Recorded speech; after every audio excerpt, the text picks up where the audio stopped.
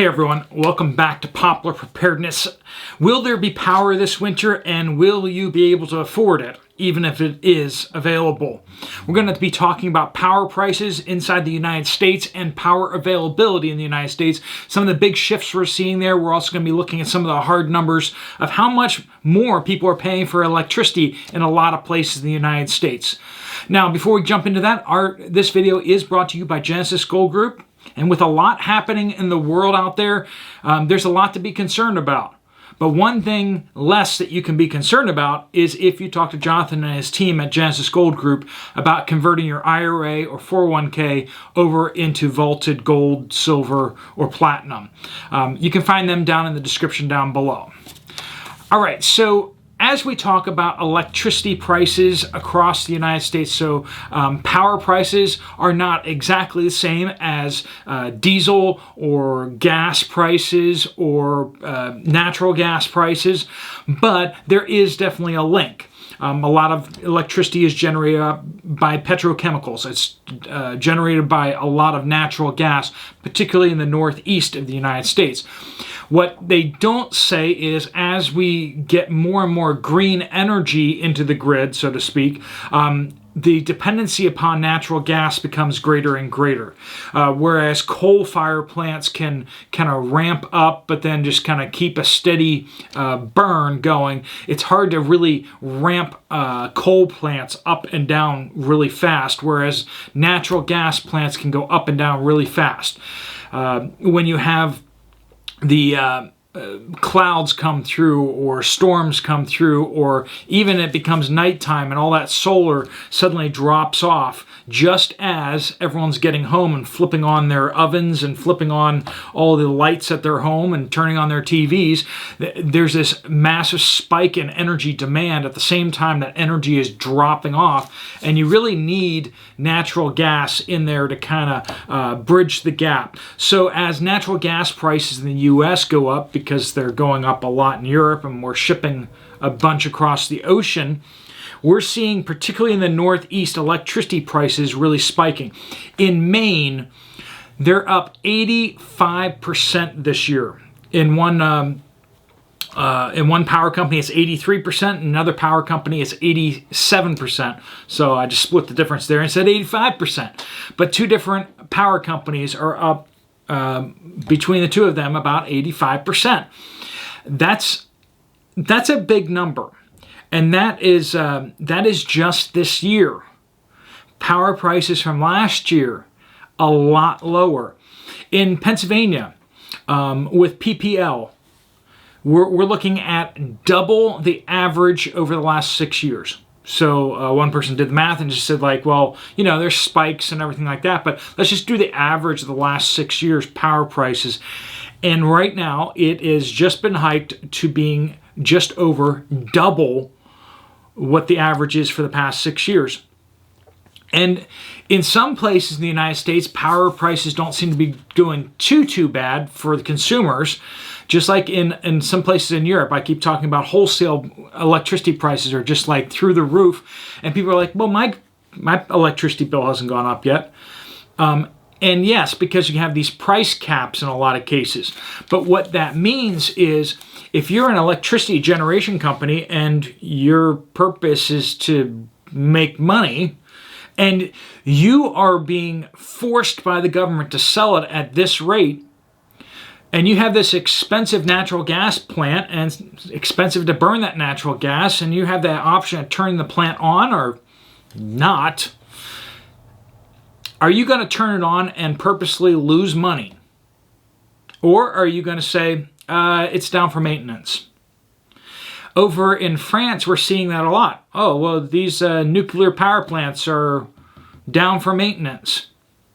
And we're hearing that all across the board where power companies are doing that. If it's too expensive to run a power plant, they either close it down, or if it's marginal, sometimes it's profitable, sometimes it's not. Well, when are you going to schedule your maintenance? Yeah, you're going to schedule your maintenance when it's not profitable to be running that power plant. So we are going to be looking at power outages, particularly in areas where the prices are set. Now, we get the price caps blocking in some areas, which will create shortages. I mean, some people are like, that's a great idea. We want to stop those power companies from price gouging people. And one fact that you may not know, in the United States at least, most electricity companies, most power companies actually don't make money off the electricity they sell. When they're like, we need to hike the rates on the electricity to you, they're doing that just because the prices have gone up on them.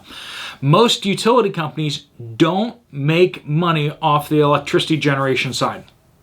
The prices that they're selling it to you at are usually at or below the cost for them to generate power. That's not how they make money. Now, I'm not saying they don't make money, but I'm saying that they don't make money off electricity generation. So they have all the more incentive, especially when there's price caps, to just not generate electricity. And you say, but that doesn't make sense. They make money other ways, I promise you. Mostly it's their investments in the infrastructure, and then they can depreciate that infrastructure over time, but then they can always just turn around and sell that infrastructure. So on paper, utility companies don't look like they're making all that much money, and that's mostly because all of their, or a large portion of their gains are actually in those towers, the transmission towers. They've gone up in value over the last number of years. They're keeping ahead, up with inflation, and they're actually going ahead of inflation. Do you know how much it costs to build a power plant these days? Let's just say it costs a lot more than it used to. When they start putting in nuclear power plants, they're talking tens of billions of dollars nowadays. The regulations are through the roof. Everything is more expensive. So the power plants that they have in play, if they can just keep them running, they're actually increasing in value faster than inflation is going up. Now, I have a link down in the description down below, so if you want to look up that article, you can dig into their numbers and you heard from them. But most utility companies don't make money off of their generation. Now, I'm talking about the mainline ones. I'm not talking about the ones that are like where all they do is do generation. Like if you're in a state like mine where you can actually choose your provider. So like I have to go with I'm West Penn Power. That's it. I'm in West Penn Power's energy district, and I have to have them bring the power to my house, but I can choose other providers of electricity for the generation side of things. Those generating companies, they do make their money off generating and contracts and all that kind of stuff like that.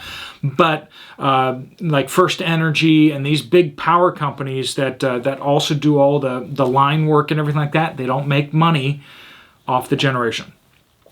Georgia Power.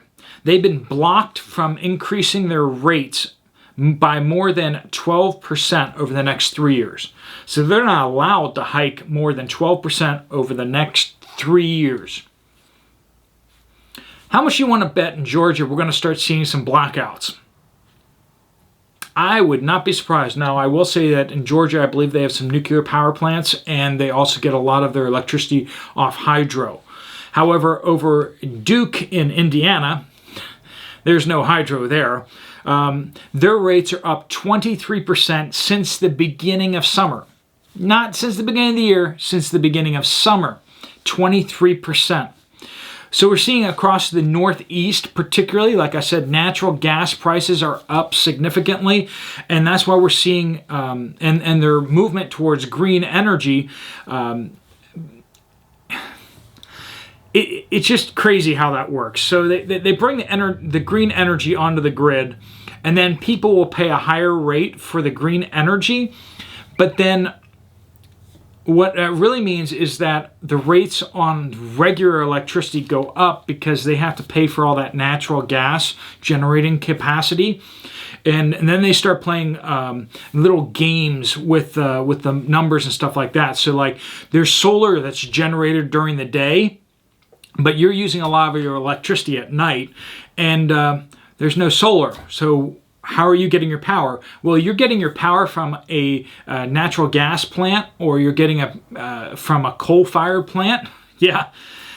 But because the electricity generated during the day by that solar panels farm, they count that as if you're actually all green. So it's kind of like they don't have any way of storing that power, but what they do is they just play this accounting game, and you're all green energy, but you're really not. And like I said, that just hikes the rates on everybody else electricity-wise. So just these accounting games, our system of government, our corporations, all this energy, it's just lies. It's just lies, lies, lies, lies. And if you keep lying to everyone, no one can make a legitimately informed decision. Some people are like, well, I want to save the planet. I'll sign up for that green energy plan. What they don't realize is that in some cases, they're actually making the planet worse. They're actually producing more greenhouse gases by some of these choices that they're making. I know, it's crazy to think about that, but do you know how much CO2 gets emitted by pulling lithium out of the ground to make a battery pack? It's a lot. In fact, the amount of greenhouse gases that are emitted building an electric car are actually worse than the greenhouse gases to produce a combustion car.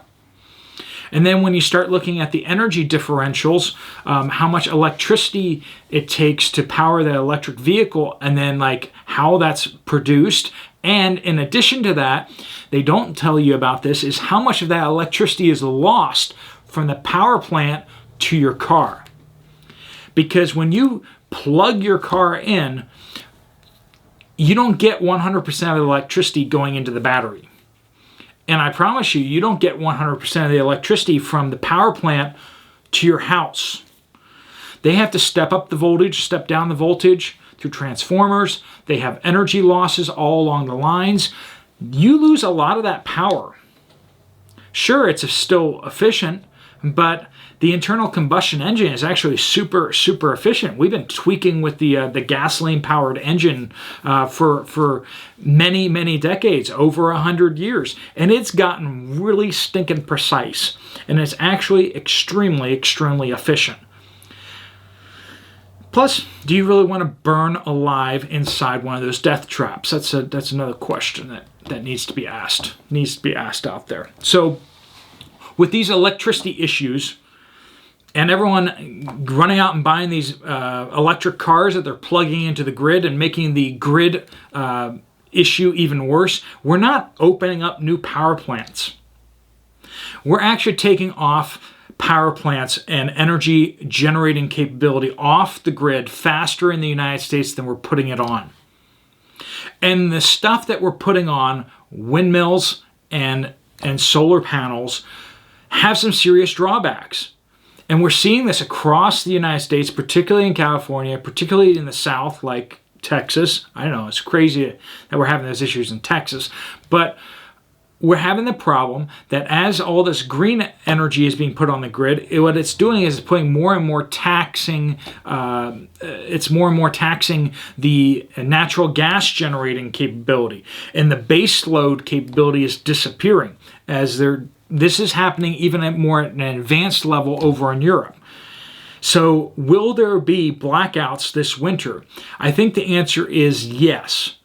And as we have this cold front that's coming across the United States, we're seeing natural gas prices spiking. There's just not much storage for natural gas in the Northeast, and the pipelines going up to the Northeast are a major choke point. They can't get enough natural gas up to those power plants in the Northeast, and the natural gas that they have there and the natural gas coming in is not enough to heat people's homes, pump that natural gas into the residential lines so they can use it for heat, and to refill the tanks so that they can keep generating electricity. So what they do is, by law, they have to shut off the natural gas flowing to the power plants, and they have to send that natural gas to people's homes so that they can heat their homes, which means you have only so much finite natural gas in storage at those power plants before those power plants have to switch off because they just run out of fuel. And that's a real situation that we're facing, and it's gotten worse every single year. as they've shut down more and more non-natural gas power plants and brought on more green energy, this has made this situation worse and worse and worse. And every year it's gotten worse. And the Northeast, it becomes more and more dependent upon its interconnects into the East Coast Interconnect, which is basically so that New York and particularly Pennsylvania has an excess of electricity generation because we have natural gas here. We generate the natural gas powered electricity, and then we send it on the high voltage power lines up to the Northeast. But those few power lines, they're not putting in new power lines. There's only so much power we can pump up into the Northeast before we don't have the capacity to send any more power. We can't just shut down all the power plants in the Northeast and just have the South and the Mid-Atlantic states supply the electricity for the Northeast. There's not enough power lines that go between those places. I mean, it's theoretically possible, but it's like there's just not enough of those connects to do that. They need to have enough of their power plants running, so there's only so much power that's needed to be imported via power line.